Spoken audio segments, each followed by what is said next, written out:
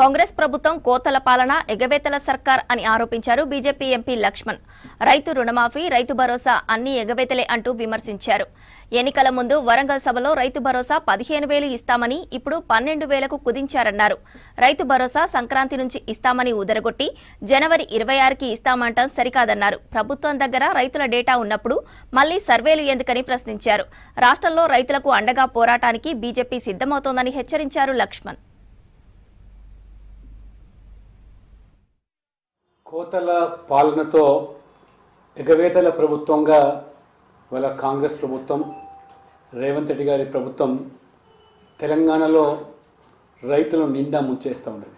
రుణమాఫీ, రైతు బంధు, రైతు భరోసా, బోనస్ అన్నిటిలో కూడా కోతలు విధించి కాంగ్రెస్ పార్టీ అంటే పచ్చి మోసం, దగ అని మరొకసారి ఈరోజు నిరూపించుకున్నారు. భూమి లేని రైతుల కుటుంబాలకు 12,000 రూపాయలు ఇవ్వాలని నిర్ణయం తీసుకున్నట్టు, అంటే ఎన్నికల ప్రచారంలో మేనిఫెస్టోలో, డిక్లరేషన్లో చెప్పిన 15,000 ఇవాళ వాటికి కోత పెట్టి 12,000 మాత్రమే మేము ఇస్తామని, వ్యవసాయం యోగ్యమైన భూములకు మాత్రమే పరిమితమని రేవంత్ రెడ్డి గారు ఇవాళ సన్నాయి నొక్కులు నొక్కుతూ ఉన్నారు.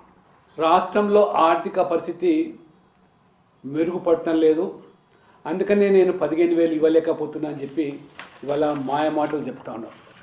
అంటే కాంగ్రెస్ యొక్క గ్యారెంటీలన్నీ కూడా నీటి మూటలేని తేలిపోతూ ఉన్నది.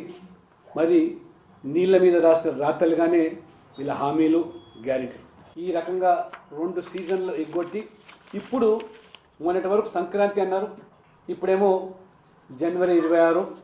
మరి ఆ రకంగా మరి ఈయన రేవంత్ రెడ్డి గారు ఏ రకంగా వారు హామీలను మరి విస్మరిస్తున్నారో తెలంగాణ రైతులు వాళ్ళ